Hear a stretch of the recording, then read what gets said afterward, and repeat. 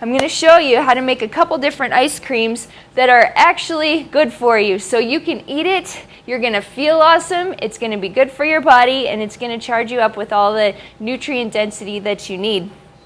The other thing with ice cream is after you eat it, you just feel kind of yucky, right? Like it's supposed to be medication, then you eat it and you're like, ah, crap, now I got to do 5,000 sit-ups and and I feel lousy, and you start getting a sinus kind of congestion, right, because of the dairy. So all of my ice creams are dairy-free, they're sugar-free. I'll give you options for using different sweeteners. So if you're diabetic or have blood sugar problems, you can use the lower sugar, the lower sweetness options like stevia and xylitol. Otherwise, you can use maple syrup and raw local honey. All of these ice creams are made out of whole food and raw food when I can get it, and they taste delicious, they're really easy, and they're super good for you. Can't lose, right? Okay, so here we go. This one is one of my favorites. Who loves chocolate fudge peanut butter ice cream? You know, the chocolate ice cream. Whoever raises their hand is going to get kicked out, right? You got the chocolate ice cream with the peanut butter swirl and the little fudge dollops through it, okay? How dreamy can you get? So I'm going to show you how to make that with whole food. Who knew? We're going to do this with coconut milk. Now, if you want a totally raw ice cream, you can do this with the baby Thai coconuts and scoop out the coconut goo from those and use them instead of the canned coconut. Or if you want it just easy and quick and simple, you can use the canned coconut milk. Now, when you're getting coconut milk, make sure you use the full-fat coconut milk, not the light stuff. Basically, the light coconut milk is just full-fat coconut milk with half the can filled up with water, basically. So, and actually, the fat in the coconut is a healthy fat for you. It's a medium-chain triglyceride, which means your body uses the fat as if it's a carbohydrate. So instead of storing it as fat, your body uses it up as energy really quick. It also enhances the antioxidants that you're using. So however much vitamin E you need during the day, if you eat coconut products, you need less vitamin E because the fat in the coconut and the nutrients in the coconut enhance your vitamin E absorption, and it just makes it so you need less to do the same job. So a lot of people are worried about coconut being a saturated fat. This is one of the saturated fats that is actually beneficial to your body, beneficial to your cells, and it's not detrimental. Now, if you're on a weight loss diet, fat is fat, so you need to, watch how much fat you're eating, even if it's whole foods like avocados or nuts. But if you are just on a maintenance program, then as far as being nutrient dense and healthy for you, coconut milk's the way to go. I also want to, please hold. This is good stuff. Do you have the time? Okay. I'm going to tell you this before we go on with this recipe, sorry. For the ice cream base, all of my ice creams, I've got like probably 15 different flavors of ice cream in my recipe book, and they all come with choices, because some people, they can't eat nuts, they're allergic to nuts, some people don't like coconut, some people, want it lighter, some people want it heavier and creamier. So I've come up with, let me see, 1, 2, 3, 4, 5, 6 different ice cream bases. So for every ice cream in my recipe book, you can choose which base you want and then add the rest of the ingredients to make the ice cream. Thank you so much. The first base is just coconut milk from a can. The second base is made out of baby Thai coconuts, scraping the goo out, and it's kind of the same thing as this. The third base to make creamy ice cream is you can take 2 cups of filtered water and then 1 cup of cashews, raw cashews that you've soaked overnight, blend those up in the Vitamix, and it makes a really creamy base for your ice cream.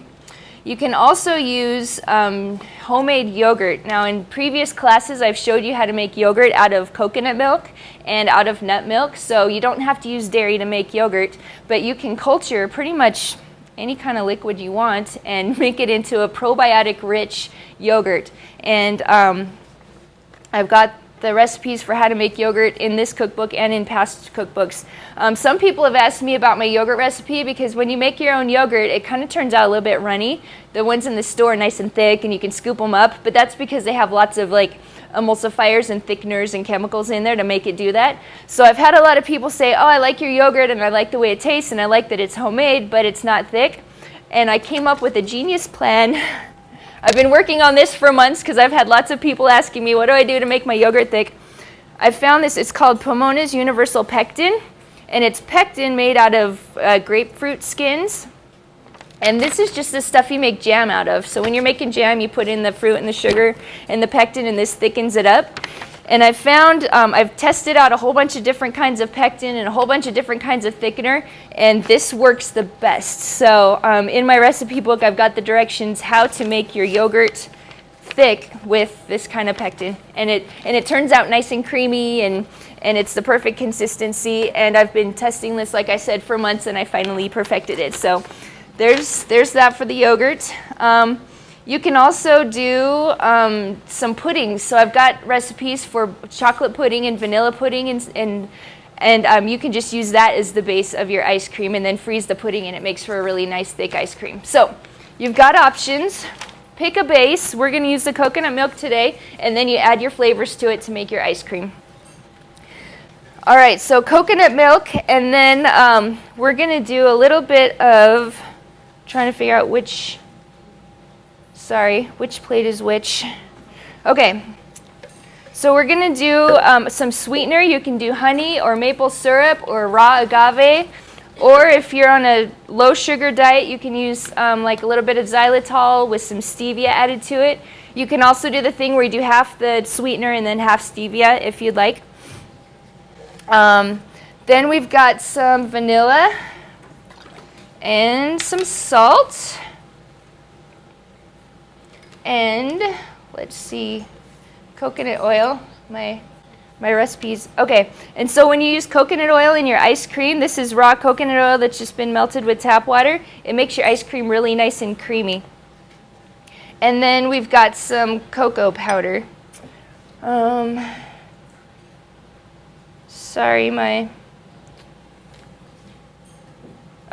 I'm just trying to figure out which is which here. So we've got raw cocoa powder. Now regular chocolate powder, if you just get Hershey's at the store, that has been alkalized, it's been heat treated at very high temperatures, and all of the nutrients from the chocolate have been destroyed.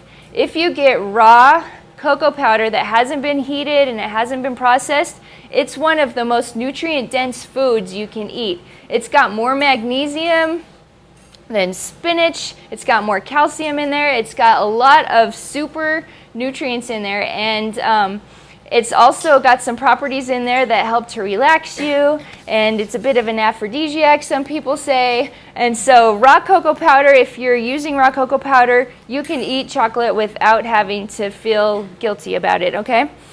And it's super good for your health. So we've got all that in there. That's pretty easy.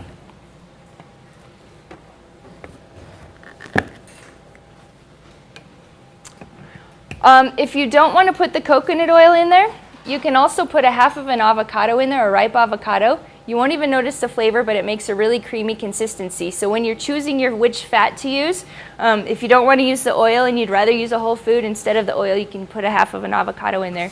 And that works really well.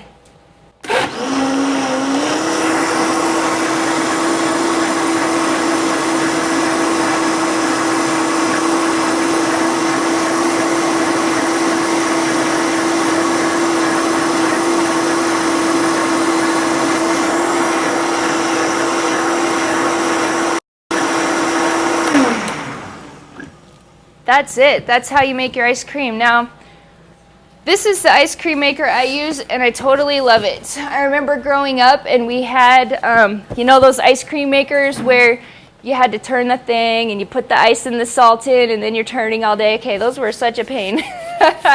But these are really great. They've got a little bowl that's like about this big, and the outside of the bowl is filled with some kind of substance. You stick it in the freezer, and it just freezes the bowl, and then you take the bowl out of the freezer, you pour your ice cream mixture into it, and then you put it in the little ice cream maker, and just 20 minutes later, your ice cream is made. You don't have to use ice, you don't have to use salt, you don't get the watery mess. And if you just keep the little tumbler in your freezer all the time, you can have ice cream in 20 minutes anytime you want it, fresh made ice cream. So this is the ice cream maker I recommend. If you don't have an ice cream maker, another option is to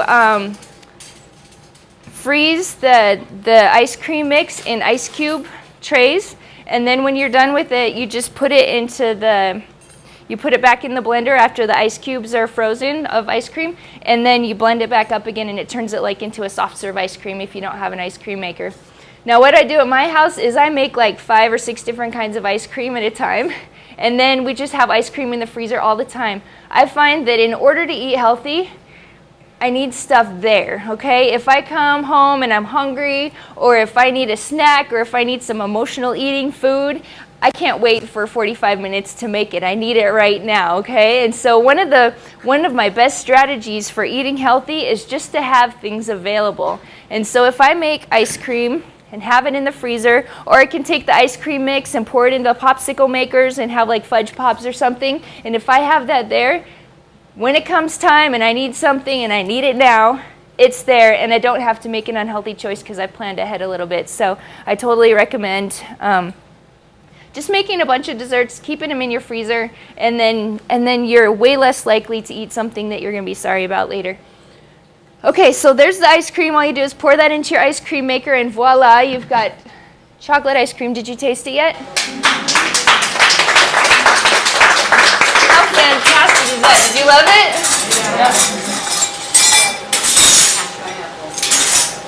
Yeah. Did you have the chocolate and the pineapple both? Okay, cool.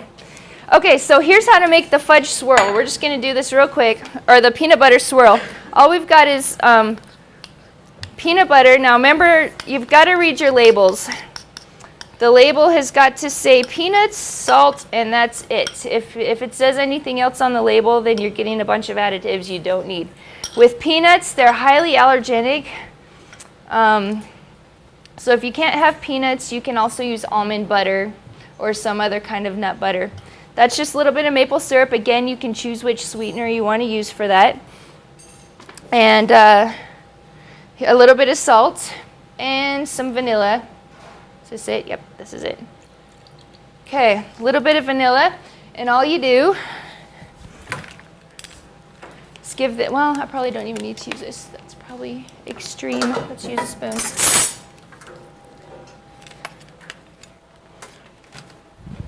Stir this baby up, and you've got your peanut butter swirl. That was easy, right? So after your ice cream has been in the ice cream maker, and it's nice and thick and frozen, you take your peanut butter swirl, and you just drizzle it through it, and you're not going to mix it up. You're just going to kind of drizzle it in there and then freeze it like that, and that way it won't get, it's not going to be peanut butter chocolate ice cream. It'll be chocolate ice cream with the peanut butter swirl. So that was easy, right? The ice cream took less than 5 minutes to make. The peanut butter swirl took less than 1 minute to make. And now for the, can I get another bowl to mix, like a mixing bowl? Sorry, we had a wild and crazy time setting up today. Oops. Any questions while they're getting the bowl? Yes?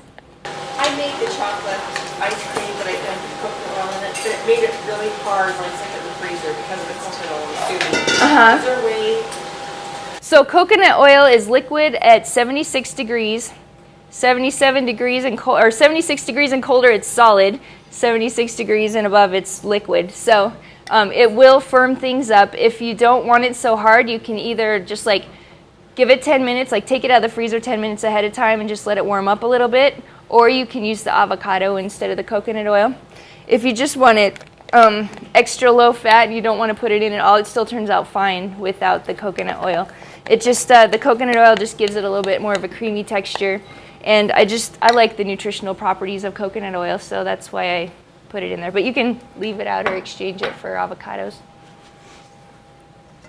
Yes? What brand of coconut or cocoa powder do you recommend? Anything that's raw. There's only a few companies that have truly raw cocoa powder. Essential Living Foods. And so Essential Living Foods sells it, and Essential Living Foods gets its raw cocoa powder from Big Tree Farms. So those are two of the companies I use to get my raw cocoa powder. All right, to make the fudge sauce, all you use is the raw cocoa, some vanilla, some sweetener, and some coconut oil. And the coconut oil kind of thickens it up like you were saying and makes it makes it nice and firm, kind of like fudge. Oh, and a little bit of salt, can't forget that. Now usually you want to make sure that your flavors are really balanced out. There's the food industry, the commercial food industry pays people to make foods addictive. And the way they do that is by finding the proper balance of salt, sugar, and fat that makes it so like when you start eating it, you can't stop. And so that's a big part of dessert making, is making sure you've got the right amount of fat, the right amount of salt, and the right amount of sugar in there just to make it so it's really, really delicious. Again, it's intuitive eating, and you want to make sure that it's right for you. So I've started you out with the basic recipe, and then you can kind of tweak it according to your needs. So if you just whisk that up, you're going to have a nice, creamy, rich fudge sauce. And the same thing, you make the ice cream, wait till it's nice and stiff, and then drizzle the fudge sauce and drizzle the peanut butter sauce over it. Let it freeze, and then you can scoop it out, and you've got a fantastic treat. Didn't take very long. It's easy, right? It's healthy for you. It's fantastically delicious, and those are all the goals of Cafe Janae. So could you eat this instead of whatever kind of ice cream you normally eat? Yeah, okay, good.